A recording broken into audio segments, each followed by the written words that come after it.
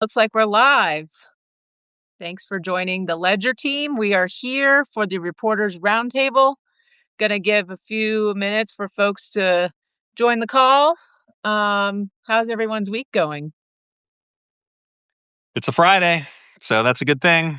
Made it almost. I can't say that, I don't think, until the sun sets, probably. Almost. Most people in their work weeks, they like Friday, they're kind of coasting into the weekend. And we actually work fairly hard on Fridays because we have a Saturday edition and a Monday edition. So, there's no rest for the weary. Yeah, there's no backpedaling on Fridays, that's for sure. How's your week been, Lindsay? It's been good. I was just looking out the window to see if it had stopped raining, but it's been a little bit rainy here in Charlotte, but I know guess it's that's good. I know it's such a cliche, but the weather does have like such a direct impact on my mood in general. So this week has just been not ideal. For those joining, thanks for joining us today at the Reporters Roundtable. I'm Ashley Fay. I am the managing editor of the Charlotte Ledger, subbing in for Tony Messia, who is here today as the executive editor, moderating this panel today. Guys can give your review of how I do compared to him. I'm sure it won't be nearly as smooth, but we're gonna roll with the punches here. I just want to say, feel free to judge harshly. Yes, I knew you would encourage that. We also have with us today Lindsay Banks, assistant editor at the Ledger. So I guess we'll just go ahead and get started. I know it's Friday afternoon. Everyone's hoping to probably end their workday pretty soon. Pretty busy week, I would say, for news. I know that's kind of something we say every single time we host one of these things, which, by the way, if you guys have questions, comments, concerns, hopefully related to the news or the Ledger, please drop them in the chat and we will try to get to them. But wanted to talk a little bit this week about some of the stories we had in the Ledger, both the flagship that comes out Monday, Wednesday, and Friday, and Saturday, as well as some of our specialty kind of newsletters. So maybe to start with the one that came out this morning, American Airlines. Tony, I know you and Ted Reed, one of our freelancers, teamed up to work on that story. Can you kind of give us the lay of the land of what's going on?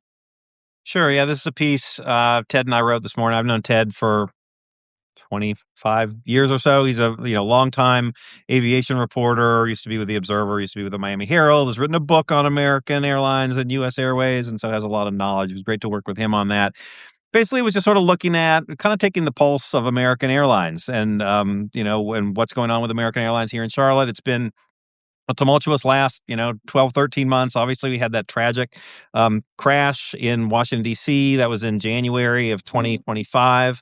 They've had a number of financial challenges. I mean, they're making money, but not as much money as their competitors, United and Delta.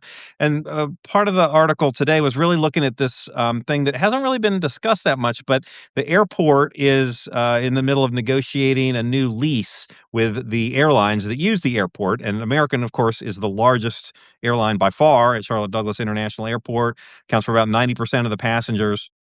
We don't really know what's going on with the lease negotiations. These are secret negotiations, but there's a lot at stake in terms of what's going to be built in the next 10 years plus at the airport, what it means for American. American, of course, wants to keep the cost low. You would think the city would probably want to be able to extract some more money from a major tenant of the airport. So we sort of looked a little bit at sort of, what that might look like. The existing lease ends at the end of June. And so, the two sides are negotiating, unclear exactly what it will look like. But, Charlotte has always been a low cost base of operations for American, which is why we have the level of air service that we have here. And a lot of folks, of course, especially in the business community, are hoping that that continues. Yeah, Michael here says we need more competition at CLT. Tony, is that something we could ever expect? What do you any thoughts on that? Well, I see we have some airport people on this call as well. So I do want to point out that they would say there is a lot of competition at CLT. You have a lot of airlines that is open to anybody who wants to come in. Now, that for other airlines, it's hard competing against American, who has so many of those flights, because what happens is they start competing. American adds flights, say, to those markets, and American winds up being a lot more convenient for people. You wind up paying a premium for that because we are overserved. Our size of a city is overserved in air service. You can fly nonstop to a whole bunch of places, but your average fare is higher to those places. So it's a little bit of a trade-off, but there are options. You do have Frontier, you do have Southwest, you have, of course, United, Delta, and then, of course, there's a competition. We were talking about this the other day out of Concord. You have a couple airlines that fly out of Concord, that are also competitors that are at a lower cost typically than American. Yeah, Tony, you kind of talked about this a little bit, but for the average person flying out of CLT, whether it's for business or for pleasure or leisure, somewhere in between, what are all these changes and maybe even the questions of what's going on with Americans' leadership? Does this mean anything for the average person traveling in and out of Charlotte? Not really. I mean, the leadership stuff and the financial stuff. I mean, the airport and American and its predecessor, U.S. Airways, and its predecessor, Piedmont. I mean, they've always had a pretty good relationship, I think, with the airport, and they've weathered a lot of things together. 9/11, COVID, leadership changes on both sides. On the airport side and on the American U.S. Airways side. Those things kind of tend to endure, and it's really more based, I think, on the economics of the relationship than any particular individual at the top. You've had some of the labor unions at American have raised some objections. That's not uncommon in the airline industry. I think we would probably expect things to continue fairly similarly with, the hub, of course, staying here, but that you're going to basically pay for it. I mean, those average airfares are going to be higher out of Charlotte than other places. Great. Well, that was a great story, and props to you and Ted for succinctly and in plain English explaining all of that, because I've read a lot of trade publication stories on that, and I'm still not fully understanding of what's happening. So that was a good one. I wanted to pivot to another kind of lead story we had this week, actually in our Wednesday edition. Lindsay, you wrote that one. It had to do with some high school newspapers who were scrambling to find a printer after a Charlotte-based company ceased operations. What did you find, and what was that story about? Yeah, so a longtime local publisher called Mullen Publications, they'd been around for 80 years. Actually spoke to the owner last month. He decided to close shop just because the financial viability of printing presses, the machines that are actually needed to print and make these newspapers, it just wasn't making sense for him anymore. His clients had dropped by over half over the past 10 years, a decade.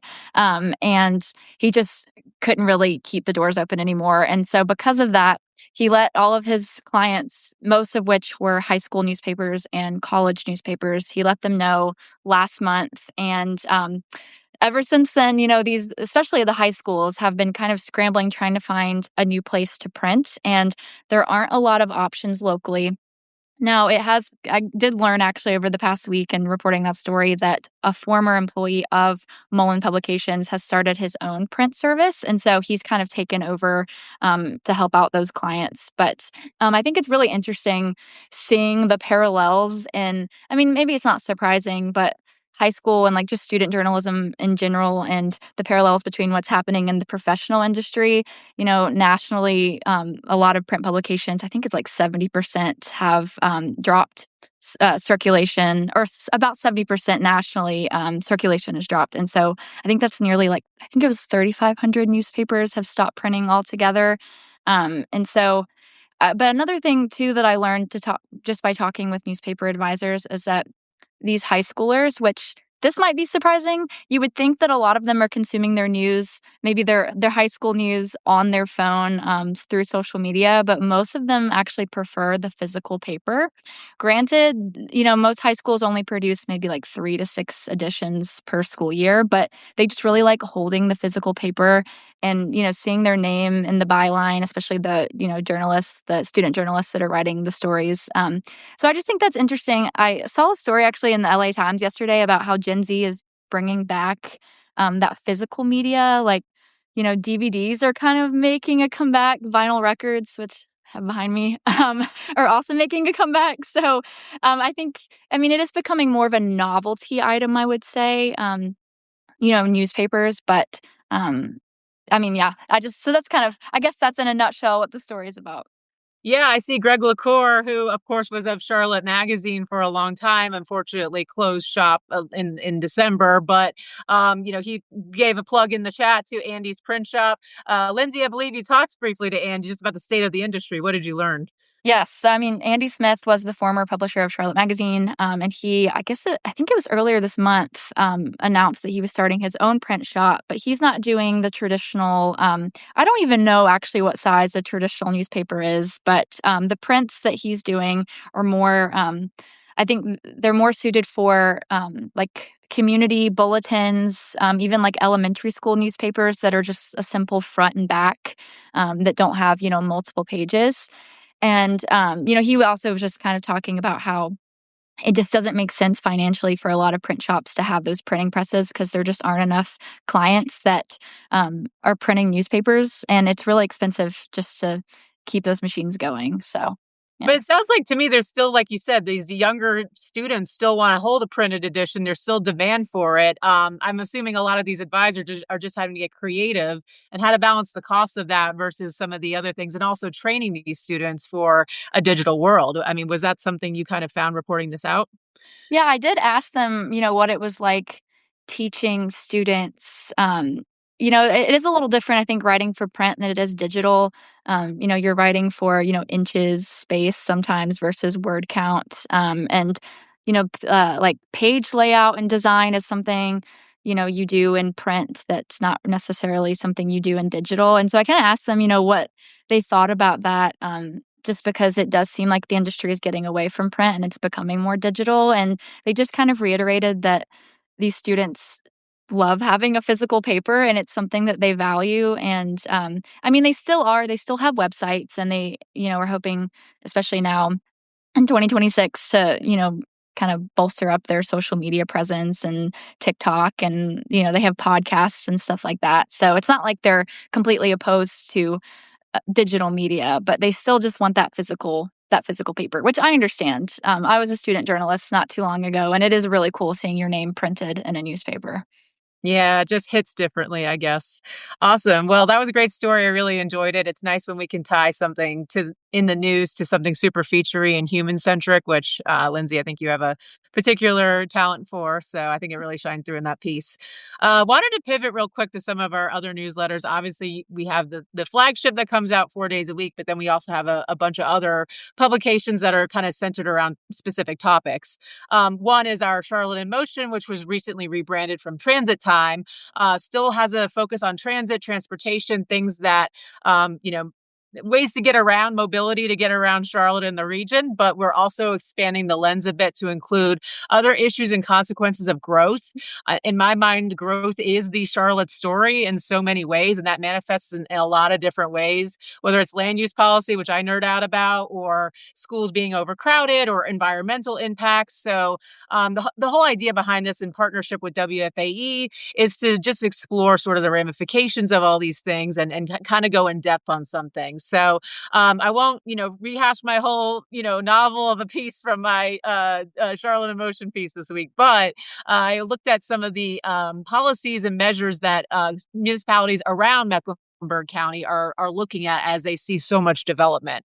We're even seeing moratoriums in places like Fort Mill, Indian Land, Troutman, Belmont, these towns that have grown super, super quickly. And now the leaders of these towns want to try to rein in that growth in some way. They're hearing a lot of opposition from local residents. One person who I spoke with said some of these people moved into town like 10 years or less, but they don't want to see anyone else come to town. They're kind of anti-development, anti-growth, but there are real concerns, I think, about infrastructure, about how do we accommodate if we're building, tens of thousands of housing units, how do we accommodate all of these people, whether it's in schools or the water and sewer capacity. It's become a real issue in a lot of places. So my piece kind of looked at the different strategies, policies being kind of weighed by these municipalities and kind of what's next. One person I spoke with said, I think the Charlotte region really needs to have a more regional approach to some of this stuff. Certainly we do with transportation, but why don't we do it for housing? Why don't we do it for some of these other things? So Well, Ashley, if I can jump in, the thing I thought was really interesting about it was how, a lot of times these surrounding counties were, like you pointed out in the piece, grew very rapidly. Union County was one of the fastest growing counties in the country for a period of time. And now sort of the politics are starting to shift maybe a little bit, and people are becoming a little bit more and maybe asking a few more questions. I mean, it used to be a little bit more of the Wild West, and now that some of these communities are now these growth debates we're having in Charlotte are kind of radiating outward a little bit, and people saying, "Hey, wait a minute, do we really want a bunch of apartments here?" I know you had a guy that told you Iredell is very anti-apartment right now, and you have, I mean, there's a lot of good examples, I think, of that. Can you talk a little bit about how you got this idea for a story? Honestly, it's people talk to me about this all the time. Like I've obviously covered real estate and development here for a long time, so I've heard it a lot from the industry side of things. But this is a topic that I think a lot of people have a thought and opinion on. I have a good friend who lives in Gaston County, and she says they're starting to tear down everything and build all these housing units. So it's something that has these ripple effects and ramifications for everyone, whether you're an elected official, a member of the local government, a developer, or just a resident in a town, in a city. So and I think from the affordability standpoint, that's something I think about a lot is, if there are these moratoriums in place, is that going to affect the, how affordable some of these towns are? But I do Well, I hear. know you gave the example, I think, of Albemarle in the piece, how Albemarle, the people in Albemarle were starting to say, "Hey, we don't want to become a suburb of Charlotte," and the conclusion was sort of, "I don't know, it might be too late for you." I think it's a little too late. Like they're moving in, like people are building, people are tearing down lots for homes and townhouses and all kinds of things. I didn't get into this in the piece because it's its own piece, but data centers are really probably the most fiercely opposed right now across the region. So I'm sure more to come on that in a future, maybe even Charlotte in Motion piece. Who knows? But if you guys have any ideas for that, any topics around growth that you think need to have a kind of closer look at, we're always willing to hear story ideas on that front. So either in the chat or email us. Feel free to let us know because I just think it's such a rich area for exploration and going deep on some topics. But I also wanted to talk about some of our other kind of newsletters that are not our flagship. Football Friday is back. It had its first issue back, I think, 2 weeks ago. The season kicked off last weekend. Tony, do you want to kind of fill us in on the latest from Carol Walton? Yes. So she had a piece today, like you said, Ashley, with your deep knowledge of sports, that the season did kick off last week. It's a long season. It goes February to October, and if they make the playoffs into November. So every week, Football Friday on Fridays kind of previews the game ahead, talks about different trends with the team. Carol looked today at the fan experience and the sorts of things that Charlotte FC is doing to try to make it a little more palatable to fans. Some of the strong attendance that the team had in its first couple of years has sort of leveled off. It's kind of stabilized. They're no longer opening the upper deck like they used to. Part of that sounds like it has to do with the stadium renovations at Bank of America Stadium. They're also dropping the ticket price there a little bit, having some special offers. They're instituted a rewards program similar to a credit card rewards program, and they're also, and I know Ashley, you got a tour of this week. They're opening this sort of fan experience uptown at Legacy Union to kind of introduce people to what it might be like to go to a game or rent a suite or that sort of thing. Yeah, it's going to be kind of tricked out. They're going to have holograms of the players. They're going to have these things around the history of the stadium. They're going to have the suite build out so you can experience what it's going to feel like to occupy a suite in the new stadium. It's definitely a very tricked out kind of sales and marketing office for the team, I think, or for the teams, I should say. Don't want to neglect the Panthers either. Yeah. Oh, for sure. Great. Well, that comes out every Friday at 11:30. That's every week now that the season's going, right, Tony? It's every week. There might be a few weeks here and there. The soccer schedule is kind of weird. They take a few weeks off for international breaks, so we might not be there every single week, but every week that there's a game, the intent is to be there. Someone in the chat, I think it was Michael, notes, and games are, quote, free with Apple TV Plus subscription this year. So that's good to know. News you can use. Odd, but awesome to see Charlotte sports doing well, including the Hornets. I cannot comment on that, but I've heard that to be true, and I assume that must be true. The Hornets are doing pretty well. They won a bunch of games. I don't know they had a long streak going at one point, and it's been sort of fun. It's been fun to be a Hornets fan last few weeks. Well, into arena, I'm a little more comfortable with the arts. So we had two top men on the arts this week. Of course, that's written by our longtime or Charlotte longtime arts critic Larry Topman. Lindsay, I know you work with Larry closely on his reviews. You want to tell us a little bit about the Boundless review he did earlier this week? Sure, and then I'll also plug the most recent one. He reviewed MJ the Musical, which is playing at Belk Theater through Blumenthal right now, and that's about Michael Jackson's 1992 Dangerous World Tour. Highly recommend looking at that review. But his first review this week, over the weekend, he went to Charlotte Ballet's Winter Works show called Boundless, and great review, and the reason I wanna talk about that one is because when he was emailing me his, original review, the first draft, he kinda mentioned at the bottom that he wanted to go see this again, which is kind of rare for him. He went by himself, and he usually goes with his wife, but she wasn't able to go this time, so he was considering going. I haven't checked in if he has yet, but he wanted to go see it again with her. But, the program includes 2 different pieces. I've actually never been to a Charlotte Ballet show, but after reading this review, I think I might need to go check this one out. But the 2 Good. pieces, are called On 3, and then I don't wanna mispronounce it, apologies if I do, but it's called Camuyat.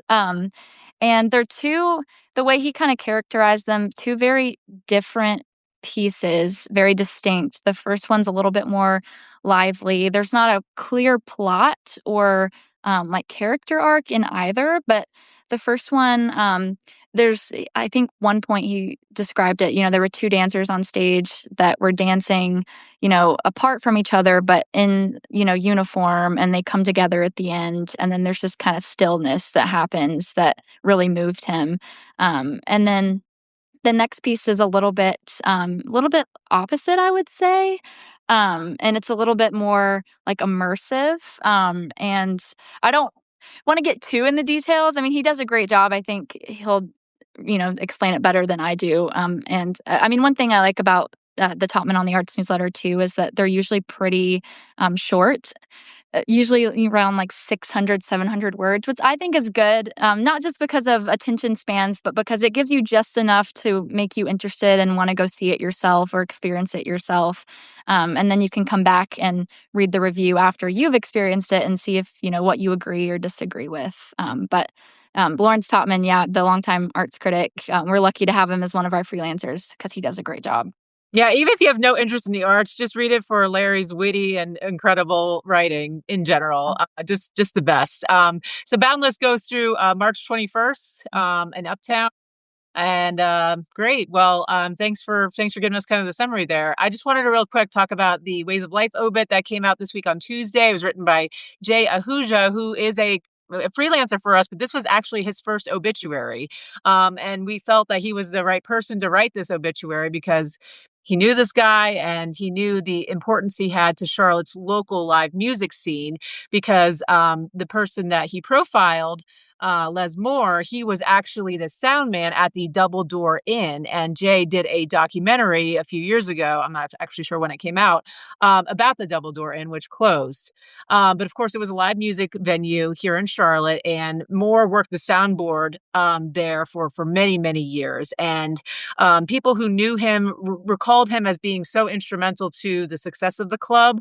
He brought in musicians on Monday night, made Monday night, which is normally a dead week for most clubs, I would think, an exciting and interesting and one of the busiest, times for the club, for Double Door Inn, which of course doesn't exist anymore. So I just thought that was a really compelling story. It's told really well. It's told by someone who knew the subject, and I think that really shone through. So that came out on Tuesday as our Ways of Life newsletter. This is our weekly obituaries newsletter. Be sure to check that out. I know we're kind of running short on time here, so I just wanted to end with a couple of topics, including Waymo and Wagyu. Tony, you were kind of the point person on both these, so why don't you tell us a little bit about what the hell Waymo is? Okay. Well, maybe we'll get to what the hell Wagyu is. But Waymo is a driverless taxi service that is open, that is operating in 10 cities. It started testing in another 18, and they came out this week. It was sort of interesting to watch this mystery unfold on the internet in real time. On Monday afternoon, Monday evening, there started to be some social media posts saying, "Hey, there are all these Waymo cars uptown behind the stadium. People started posting some pictures. I started looking into it, and indeed. I know you went out there, Ashley. Got run off by a security guard, but started looking into it, and basically, yes, the company a couple days later did confirm it is starting service in Charlotte. These are driverless cars, driverless taxis. In some cities, you can kind of call them like you call an Uber or a Lyft. It does sound like for the next few weeks or months, they're going to be sort of testing them with human drivers as the cars get to know Charlotte. Some of the jokes online were, how are these things going to deal with exit 3A on 277 going to Noda? Obviously a hard, challenging intersection there. And then the other joke was, is Charlotte going to be safe with both Waymo and LaMelo Ball on the street? He got in that big accident, had a couple of traffic incidents, in the last couple of years. The other interesting thing, speaking of accidents, actually, according to other local news reports, TV News and The Observer, I know have had pieces. Waymo, on its first day of being tested, was involved in a wreck. Now, it was not its fault. It did have a human driver. It sounded like it got hit uptown. It's something to keep an eye on. A lot of people, I think, are kind of nervous about these driverless cars, and are they really safe? And my take has kind of been, well, have you seen the way some of the humans drive around here? Well, and I think this underscores it. The first day out, it's involved in an accident that involved a Charlotte driver. So take from that what you will. I'll ask both of you, will either of you get into a Waymo car when there's no human behind it? I would trust it. I don't really ride Lyfts or Ubers personally that much anyway, but I think I would be okay with it, but depending on the price. That's kind of the novelty of it too. Lindsay? No, Lindsay's out. I'm always the friend that volunteers to drive because I like to be behind the wheel. So, I had a friend that was in LA a couple of weeks ago, and she sent me a video. She was in a Waymo car. I guess it was Waymo. It was a driverless car, and she sent me a video and panned over, and she's in the passenger seat, and there's nobody in the driver's seat, and it just feels a little like too dystopian, I think, for my taste. Maybe one day, maybe once they're out there for a few months, I'll give it a chance. Michael tells us that it's great. He did it about 2 years ago in Phoenix. So we got some Ledger people who enjoy a Waymo. All right.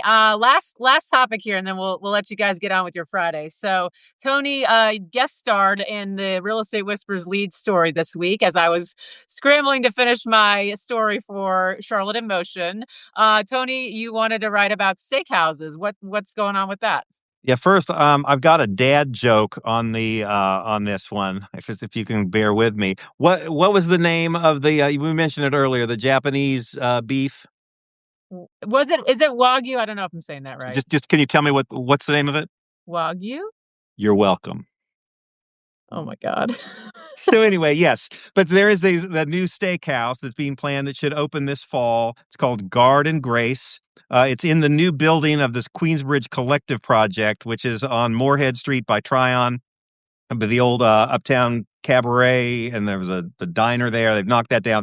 The first tower is just about complete, and they're going to put a steakhouse in there on the 10th floor. And it has a really nice view of the city. And the thinking is, among people who have visited it, that it's going to be kind of a rival to Steak 48. It's at a very high price point. They've got filet flights for $115, Wagyu tomahawks for, I think it was a couple $100. These are very expensive cuts of meat. And it's, a few blocks from the stadium. And they say you can just imagine, Panthers players and Hornets players, professional athletes, sort of the see and be seen kind of people going to this steakhouse, which is sort of territory that is currently occupied by Steak 48, which is in South Park. So it was just a piece of kind of looking at that potential increased competition at this very high price point steakhouse. Charlotte's known as the city of steakhouses. There are a lot of different steakhouses, but there should be some competition, I think, on the horizon for Steak 48. What I like too about the piece is, you kind of reference that you don't see a lot of these steakhouses and things of that nature above an apartment tower. Sometimes they're usually above hotels in a high rise. So I thought from the real estate nerd aspect, that was a super interesting kind of angle to the story. It is different. Yes. That Yeah. is unusual. It's at least in Charlotte. Yeah, for sure. Cool. Well, that'll be opening, I guess, soon. And for those of you who eat meat, let me know how it is. I will maybe go for a cocktail in the view, but that's about it on my end. Awesome. Well, I think that's it for today. Thanks, Tony, Lindsay, and all of you guys for joining us today. We try to do these every couple of weeks, so hopefully sometime in March we'll be back with one. But if you guys have any feedback, questions, and also don't forget to vote. I told Tony before I wouldn't forget this, so I'm remembering at the last minute. Early voting ends tomorrow, and the general election, of course, ends, or the general, wow, I am crashing out hard. The actual election day is on Tuesday. So please get out and vote and visit theelectionhub.org for all the information about candidates in Mecklenburg, Gaston, and Cabarrus counties. Is that right, Tony? You got it. Ashley, you nailed it. Okay. 100%. Bravo. And thank you for subbing in, leading this discussion today for me. I did excellent work. And there, and then it just went off the rails. But thanks, everyone. Appreciate it. Bye. Bye.